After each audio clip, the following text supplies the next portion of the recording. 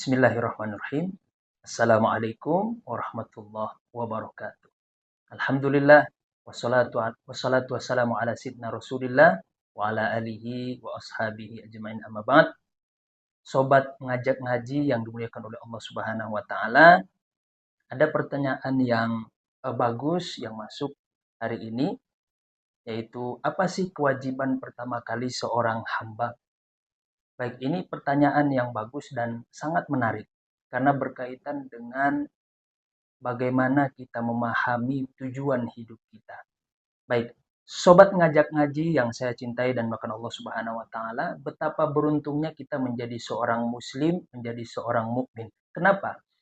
Karena kita tidak perlu bersusah payah untuk mencari tahu apa sih tujuan hidup kita. Karena teman-teman sekalian, hari ini yang banyak mengganggu pikiran kita, terutama teman-teman sobat muda, di mana pikiran-pikiran ini banyak membuat sebagian kita yang overthinking. Ketika kita mengetahui apa tujuan hidup kita dan kewajiban kita sebagai seorang hamba dan manusia, maka sedikit banyak ini akan membuat kita tenang dalam menjalani kehidupan. Dan beruntungnya kita sebagai seorang muslim, sebagai seorang mukmin, kita diberikan panduan oleh Allah, baik melalui lisan Rasulullah yang bernama hadis, atau panduan langsung dari kitab suci Al-Quran. Nah, bagaimana ayat Al-Quran bercerita tentang kewajiban seorang hamba?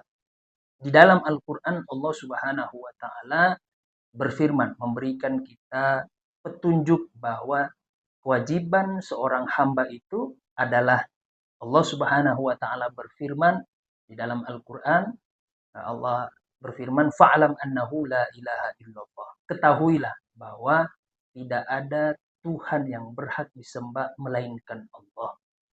Dari ayat ini, para ulama kita berkesimpulan bahwa ayat ini dimulai dengan sigot perintah, dengan redaksi perintah, sehingga konsekuensinya adalah berupa kewajiban.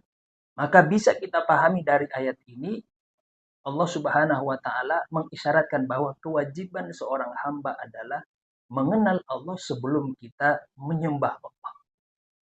Dan di dalam ayat yang lain, Allah Subhanahu wa taala menegaskan, di mana kata Allah, innani anallah la ilaha illa ana fa'budni wa aqimis salata li dzikri. Kata Allah di dalam ayat ini, sesungguhnya aku adalah Allah. Siapa Allah? La ilaha illa ana. Tidak ada Tuhan yang berhak disembah melainkan Allah. Fa'budni wa aqimis salata li dzikri. Maka sembahlah aku dan tunaikanlah salat untuk mengingatku. Ayat ini menarik sobat sekalian. Kenapa?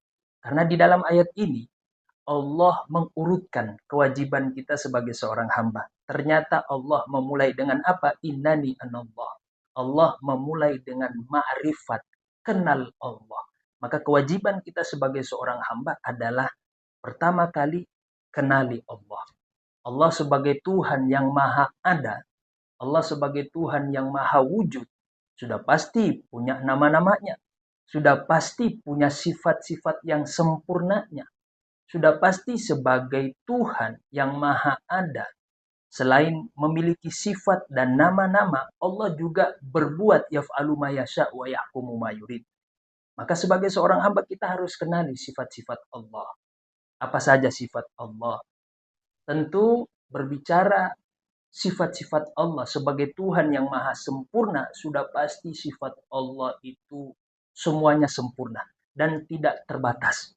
Hanya saja sebagai seorang hamba yang sangat terbatas, sebagai seorang hamba yang dimana kewajiban kita gugur untuk mengenal Allah, kata para ulama kita cukup 20 saja. Sifat wajib 20 Allah yang ini menjadi kewajiban kita untuk mengenal Allah. Itu bukan dalam rangka membatasi Allah, tapi sekedar untuk menggugurkan kewajiban kita sebagai seorang hamba. Yang apabila ketika kita mengenal sifat 20 Allah ini, maka gugurlah kewajiban kita. Kata Allah, innani anallah la ilaha illa ana fa'budni wa aqimis salata li dzikri. Dalam ayat ini Allah memulai pertama kali bahwa kewajiban kita sebagai seorang hamba adalah mengenal Allah. Setelah itu apa? Baru setelah itu kita menyembah Allah. Dan puncak dari kenal seorang hamba kepada Allah adalah solat. Makanya dari ayat ini, kata para ulama kita, mereka menyimpulkan, yadullu ala anna ilmal usul muqaddamun ala ilmil furu' lianna tauhida min ilmil usul wal ibadah min ilmil furu'. Jadi dari ayat ini, seolah-olah Allah mentertibkan, mengurutkan kewajiban kita sebagai seorang hamba. Bahwa yang pertama, ya kata para ulama kita, bahwa ilmu usul, ya, itu lebih didahulukan daripada ilmu furu'. Dari sini juga kata para ulama kita bahwa ilmu tauhid itu lebih utama daripada sekedar kita beribadah kepada Allah tanpa dibangun di atas makrifat kenal Allah Subhanahu wa taala. Maka sobat ngajak ngaji sekalian, kesimpulannya bahwa kewajiban kita sebagai seorang hamba pertama kali adalah kenali Allah. Sebagai Tuhan yang Maha Ada, Allah sudah pasti punya nama-namanya, memiliki sifat-sifat yang sempurna. Maka kewajiban kita sebagai seorang hamba adalah mengenal Allah. Sebagai Tuhan yang Maha Sempurna, tentu tidak bisa kita batasi dengan akal pikiran kita yang sangat terbatas. Allah Maha Sempurna, tidak dibatasi oleh apapun dan siapapun.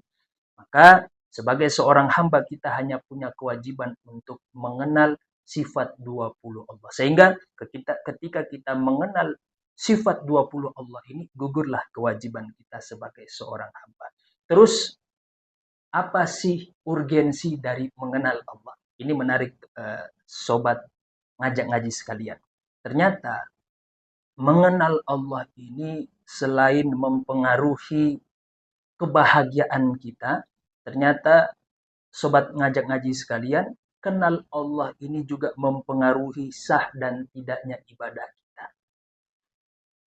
Ada sebuah ungkapan dari Imam Al-Ghazali di dalam kitab Minhajul Abidin. Beliau pernah berkata, walaupun ini bukan hadis, tapi pernyataan beliau ini sejalan dengan hadis Nabi.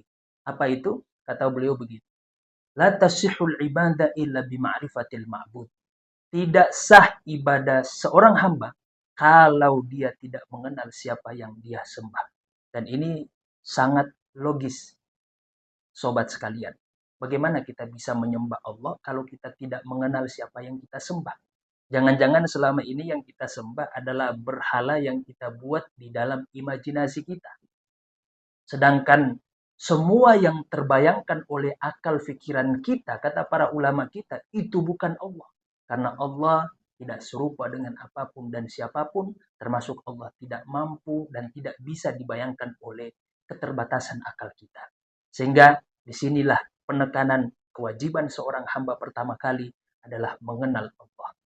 Untuk supaya nanti ibadah kita sah dan ibadah kita bermanfaat bagi kehidupan kita baik di dunia maupun di akhirat. Dan pertanyaan selanjutnya insya Allah kita akan lanjut kembali pada sesi berikutnya. Assalamualaikum warahmatullahi wabarakatuh.